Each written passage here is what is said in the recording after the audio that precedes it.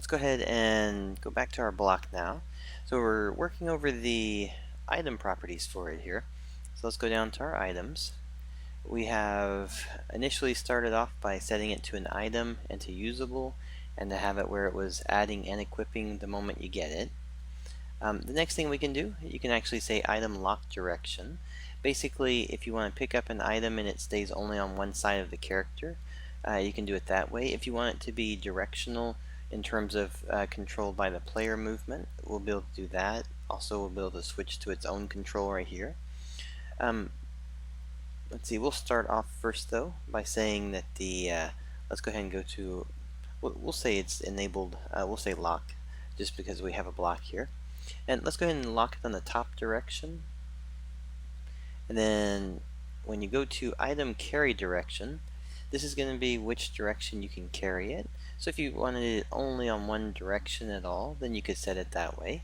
And we could say the only carrying direction we're going to have, since we're going to lock it on the top one, we'll say it can only be carried on the up. Actually, let's see, we'll do left and right. Okay, and then the next option is going to be item use direction. Which direction can you use it? This doesn't actually even have any usable. You can't do like a button click to make something happen from it like you would with a weapon. So what we'll do is not worry about that one. But what we do have though is inside of the socket standoff set, each one has two states. You have a state for crouching and you have a state for stand.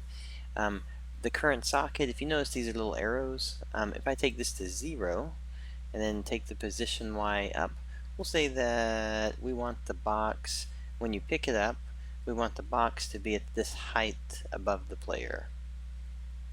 Alright, and then we can go ahead and get out of this mode for just a second here. So we have lock the top angle for it, and then when we come across, it'll automatically position itself above us like this. So now whenever we move, we're actually just going to be moving, and this is an item, so we can put it into our inventory system. I can actually put it back into my inventory, or I can bring it back out and use it. You can also push 4 and drop the item. You can go back and pick up the item. Alright, there we go. And that's going to be the basic setup for positioning the object using those arrows. Those arrows are just going to be pointing which direction it's currently being used, and then locking it so that it can actually just go in one spot, and or unlocking it and using it all directions if you want to. So that is one of the options. We'll finish this off in one more video.